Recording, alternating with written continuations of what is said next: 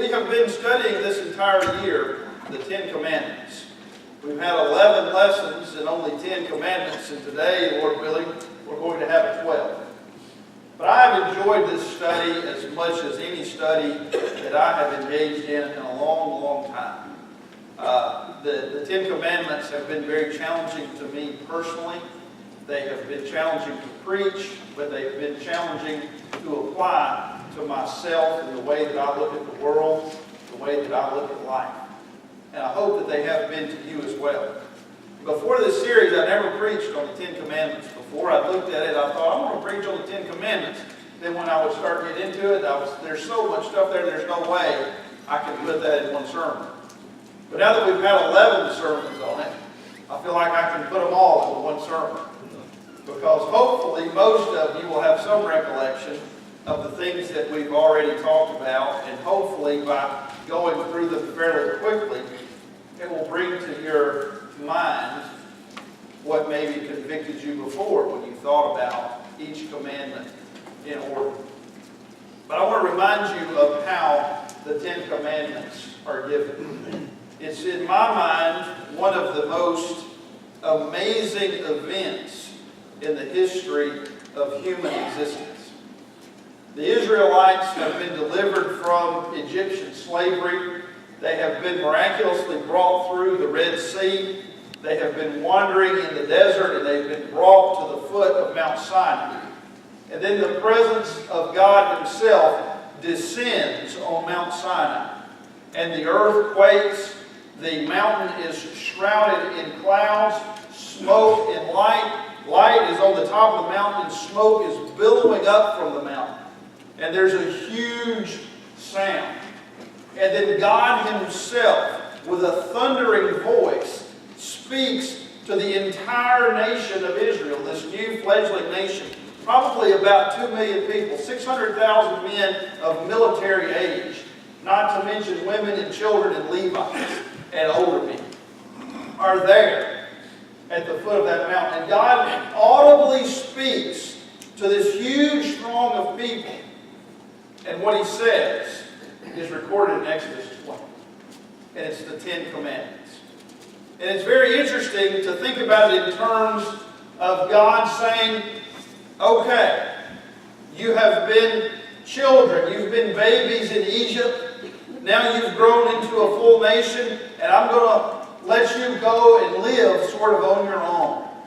And I'm going to let you live on my land. I'm going to give you a place to live, but I'm going to give you some rules to live by. And these rules are going to help you have a happy, fulfilling, meaningful life. These rules are going to keep you in line with the purpose for which I created you. Sort of a family meeting where the dad says, okay, we're moving into a new period in your life. You're going into high school or you're about to go to college. So let's talk about some rules that are going to help you on your way. And that's what God is doing here with His own voice from Mount Sinai. And that's what Justin read to us. The voice of God spoke the Ten Commandments. You remember that Jesus said in Matthew 22, verse 37, He was asked, what is the greatest commandment? And He says, you shall love the Lord your God with all your heart, with all your mind, and with all your soul. With all your soul, with all your mind. This is the great and foremost commandment.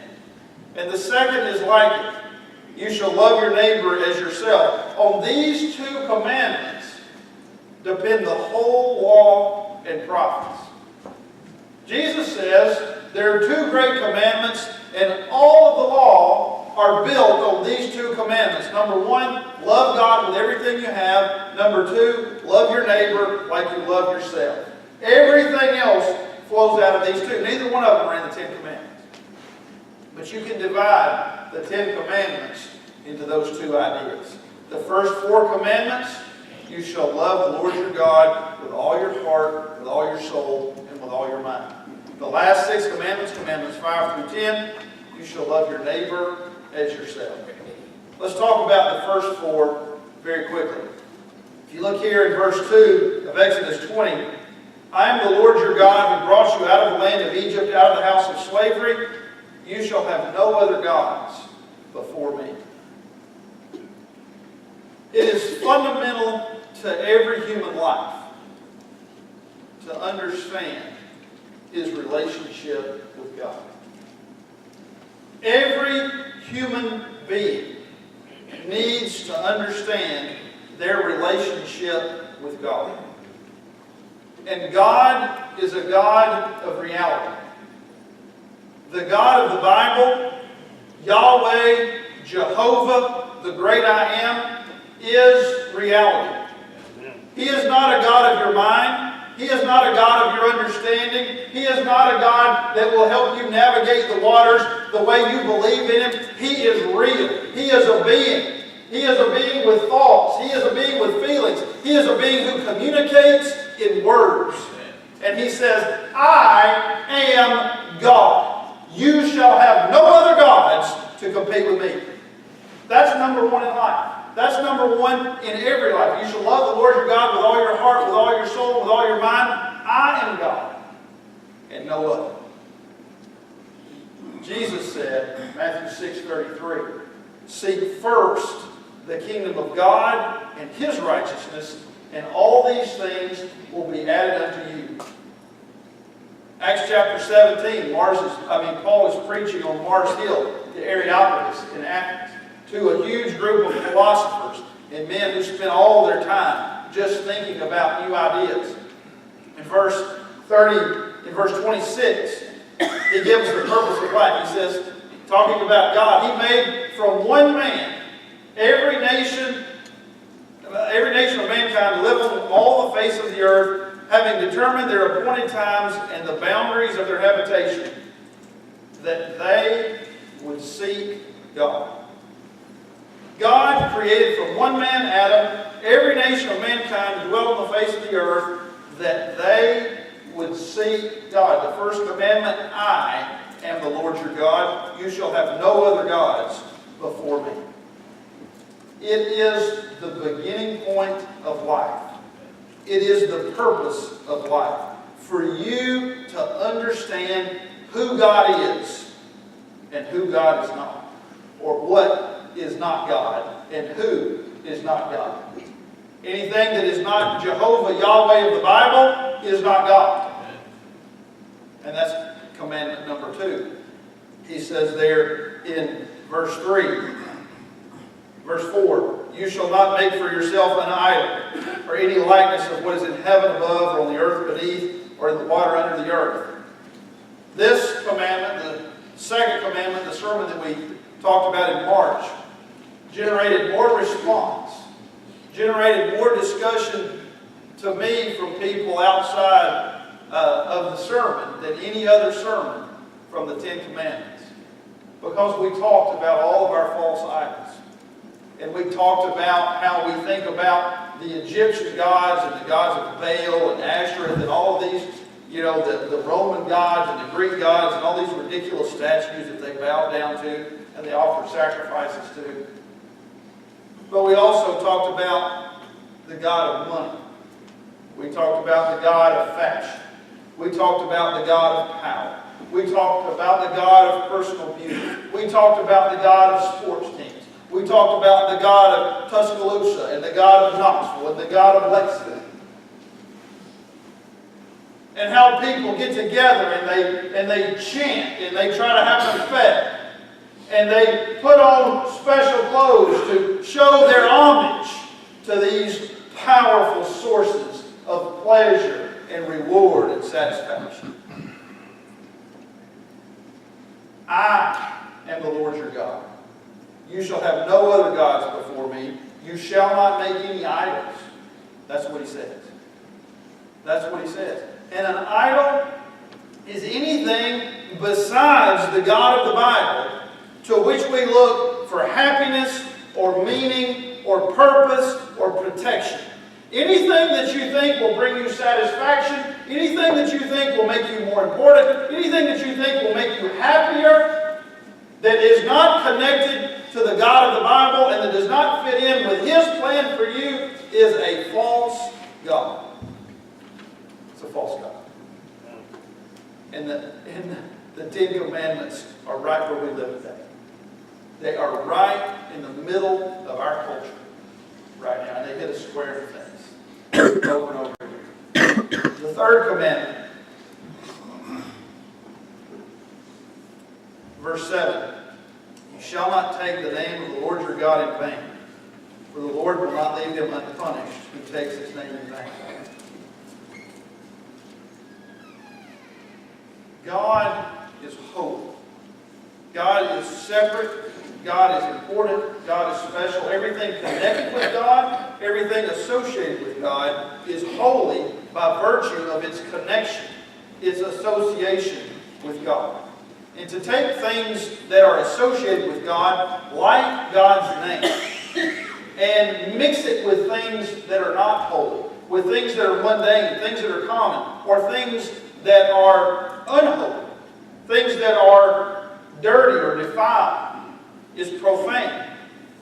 It is to treat God as unimportant.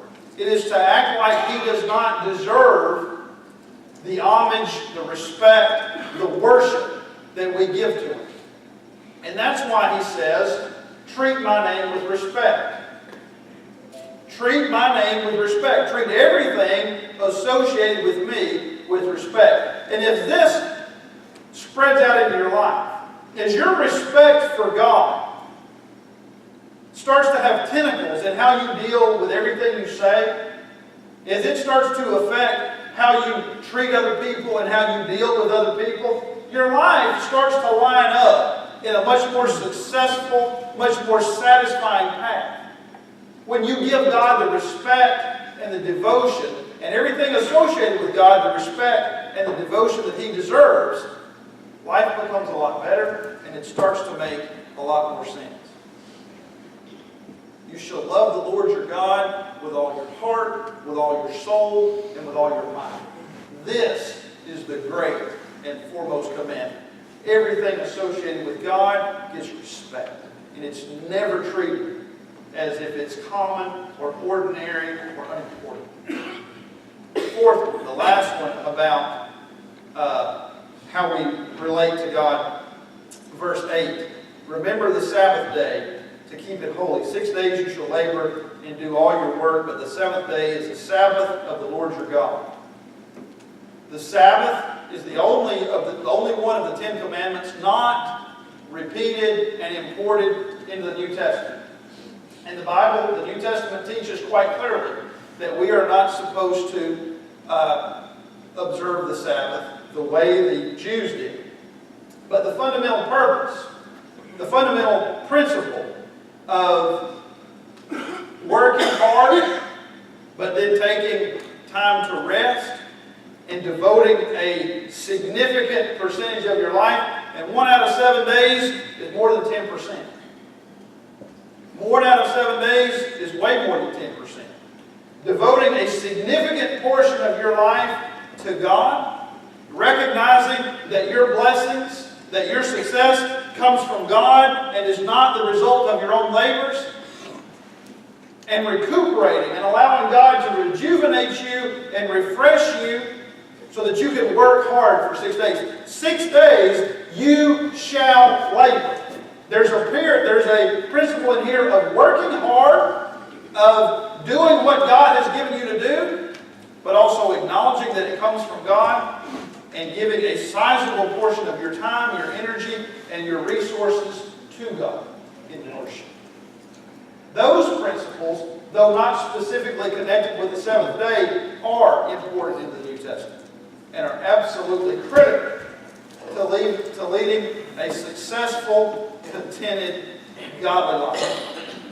Giving God that respect and priority in your life helps everything else fall into place.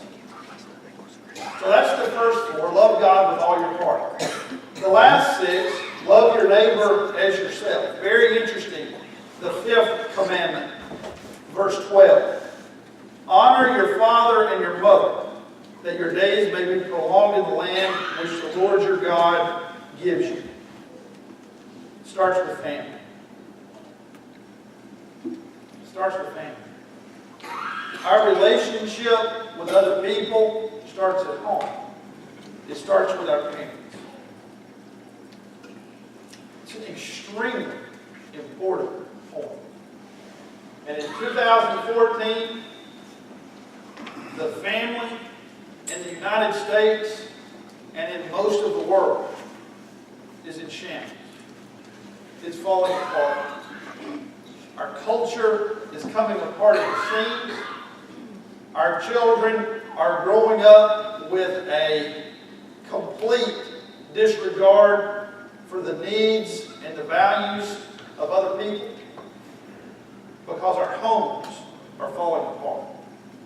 Respect for other people, respect for God's creation starts at home. It starts when you're a child. It starts with your parents. Honor your father and mother is the beginning of loving your neighbor. It's the beginning of understanding how to relate with and deal with other people in the world. Respect for authority, respect for people who are given charge and responsibility over you is fundamental to leading a successful life in God's kingdom and in God's creation. And that starts with father and mother. And it arises from the family. The next one, the sixth commandment, verse 13. In the Hebrew, the original, it's two words. No murder. No murder. The sixth commandment, not even in the top 5. No murder. That doesn't mean that it's not important. But this commandment teaches a value of human life. It teaches us to treat all human life as important. Jesus, in the Sermon on the Mount, equates hating another person. He says hating another human being is the same thing as murder. It goes back to the 10 Commandments. A respect, a value for other people. When we talked about this commandment, we also talked about abortion. Since that sermon, I came across another explanation of abortion which I had not thought of before. And it hit me over the head like a ton of bricks. Abortion is the #1 cause of death in the United States. The #1 cause of human death in the United States is abortion. More than cancer, more than heart disease, more than any other thing that we always talk about. It's the third leading cause of death. It's the fourth leading cause of death. They don't even put abortion in the list because it's technically not counted under our perverted system of values. 50 million deaths since 1973. Over 50 million deaths through abortion. And you see this disrespect for human life. You see it all over our country. You see it in our schools. You see it on our streets. You see it in the department stores. You see it everywhere you go. That people don't care about other people. Don't murder. Jesus says, don't hate. Respect for other people. It goes to all kinds of class warfare, race warfare. All of these things are included in the principle of respect for human life because it's created in the image of God. And it bears the marks of God's own nature. And that's what makes it important. No matter what's on the outside of the skin, no matter what country it came from, all of human life has value. And that's the 6th commandment. 7th commandment, no adultery. Very interesting. No murder, no honor your father and mother, no murder, no adultery. When you get to the relationships with other people, 2 of the first 3 are family. First is parents, second is marriage. Fundamental to life and happiness is loyalty. Loyalty to other people, and the most fundamental obligation of loyalty of a physical nature outside of spiritual loyalty to God is loyalty to your spouse. Fidelity to your spouse. No adultery. When you think about our sexualized culture, You think about our advertising, and it doesn't. You listen to pop radio, you listen to rock radio, you listen to country radio. It is chock full of promiscuous, sinful sex. Everywhere.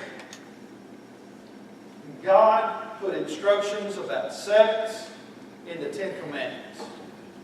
He put the foundation of it, and as you read the other commandments in Exodus and Deuteronomy, you see that he says it's only in marriage.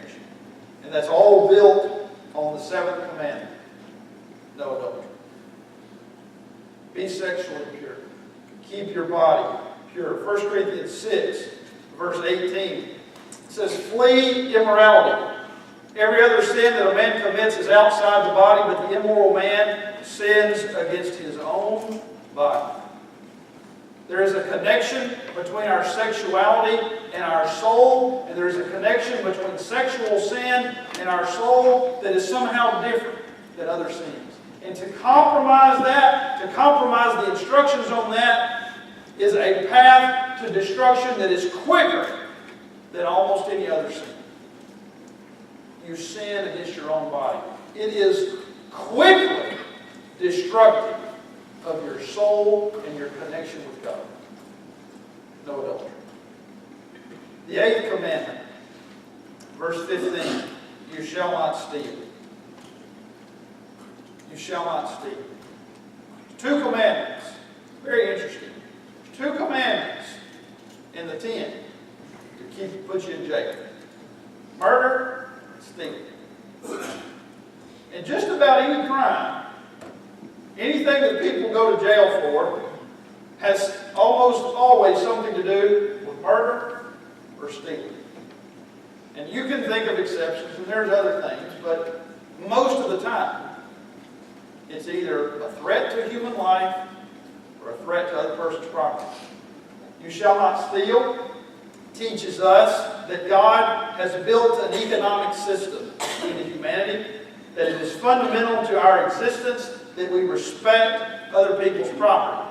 And respecting other people's property is a big part of loving your neighbor. It's a big part of what it is to love your neighbor as yourself. And to respect his property and to not treat yourself as more important than him or his property. And really, almost any sin can be connected to stealing. Can be connected to somehow taking what is not yours, what God didn't want you to have.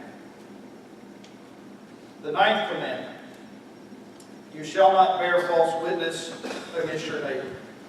No lying.